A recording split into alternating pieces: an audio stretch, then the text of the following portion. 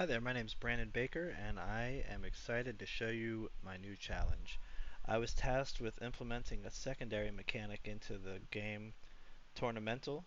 This mechanic was originally designed by Jonathan Cox. Uh, Let me show you how it works. So the first mechanic I had is this ice slide over here. When you slide on it, you get cold.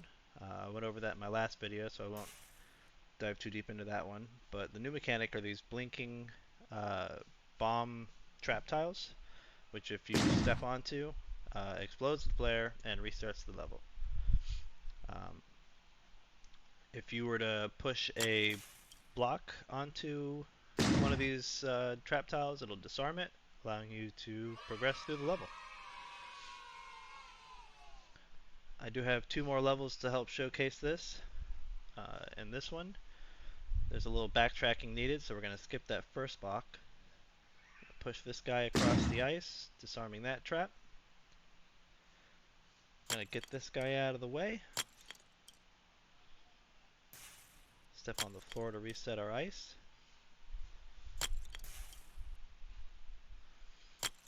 Push that block down to disarm that trap. And escape to victory.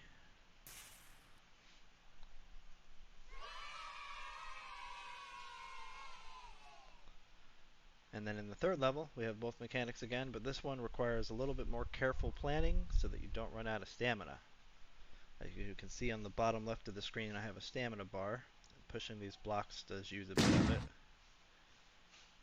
So we're going to need to carefully maneuver through this, disarming traps.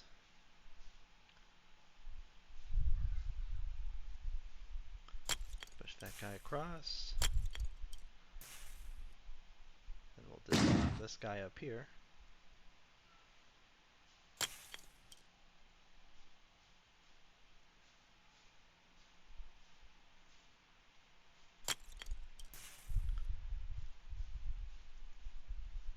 And then last but not least,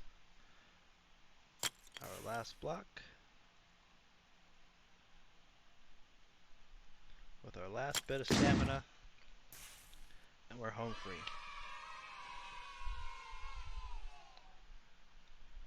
Alright, let me show you how the code works.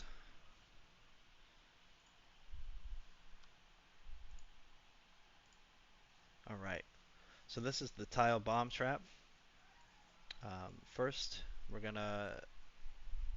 we want these tiles to swap colors once the game starts. So we've just set an event to begin play.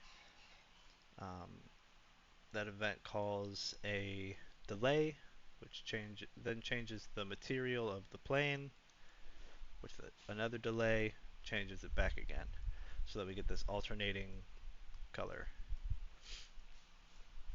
Uh, when something enters one of these tiles, we want to change the tile to the floor tile, and we're going to update it, but then the tile map still needs to know the coordinates, so we're going to spawn the actor of the tile we're updating to, getting the location of the current bomb tile. We're going to grab the tile map so that we can get all of the tiles and then find the one that we just exploded.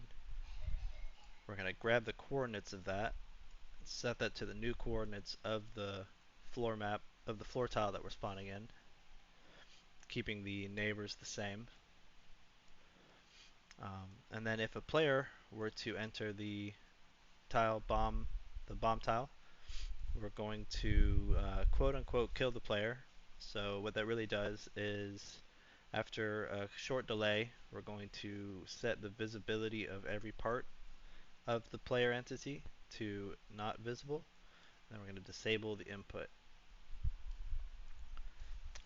This here handles the decision of whether to kill the player or disarm the trap.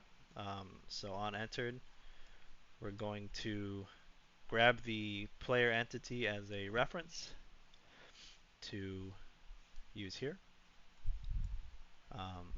Then we're going to run the event for exploding the trap and hiding the player. That was this one we just saw, and the next one we'll go over.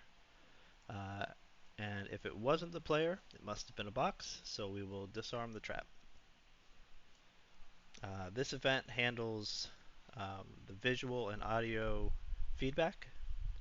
So when explode trap is called, we're going to uh, activate the explode particle effect, cascade particle effect. Then we're going to play a 2D sound of an explosion. Then after a nice second long delay, uh, just so that the player sees what happens, let the whole animation play out from the particle effect. We're going to grab the tile mode, or the tile game mode, um, and reset the map. And then this is the other event called here, disarm trap. So we're still going to run that same particle effect because this is still exploding. Still playing a sound effect. And then after a delay, instead of resetting the map, we're changing the tile, which is handled up here.